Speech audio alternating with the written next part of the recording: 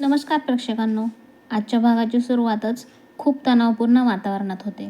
ऊर्जा मुद्दाम शौर्याची उलट तपासणी करते.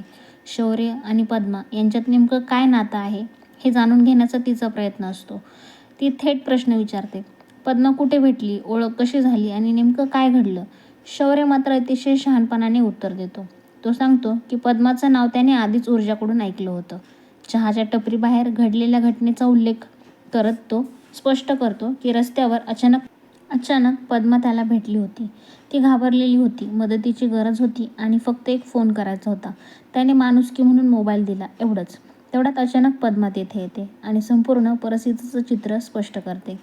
जहागीरदारांच्या घरातून बाहेर पडताना ती पूर्णपणे गोंधळलेली होती. संकटात असताना शौर्यने तिला मदत केलेली होती, एवढंच सत्य ती सांगते. सोशल मीडियावर व्हायरल झालेल्या एका व्हिडिओमुळे शौर्य ओळखीचा वाटला म्हणून तिने त्याच्याकडे मदत मागितली होती. त्यामुळे शौर्यावरचा संशय पूर्णपणे दूर होतो. पद्मा आतमध्ये निघून जाताच वातावरण हलकं होतं, पण लगेचच शेजारच्या काकूंचा प्रवेश होतो. खारी चहा घेऊन त्या गमतीशीर पण अवघड करणाऱ्या लग्नाच्या सूचना देऊ लागतात.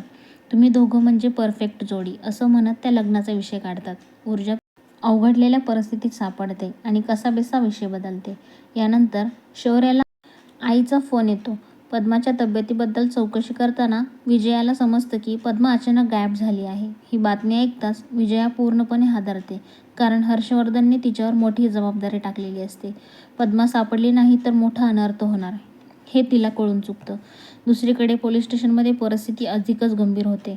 काही गुंडांना ताब्यात घेतलेलं असतं. भजन नावाचा हर्षवर्धनचा असिस्टंट इन्स्पेक्टरवर दबाव टाकतो. हर्षवर्धन येणार आहे, परिणाम भोगावे लागतील अशी धमकी दिली जाते. मात्र ऊर्जा ठाम भूमिका घेते. दोषी असतील तर शिक्षा झालीच पाहिजे असं ती स्पष्ट बोलते.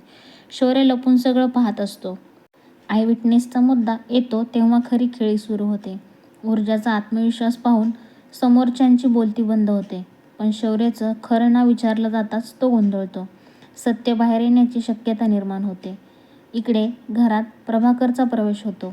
तो गेल्या काही दिवसांचा आढावा घेतो आणि पद्माबाबत लपवलेल्या गोष्टी ऐकून हादरतो. आजीला सत्य कळालं तर काय होईल याची त्याला कल्पना असते. अखेर आजीला सगळं कळतं आणि हर्षवर्धनच्या वागण्यामागे काहीतरी मोठा डाव आहे हे त्यांच्या लक्षात येतं. भागाच्या शेवटी ऊर्जा आणि शौर्य एकत्र उभे राहतात.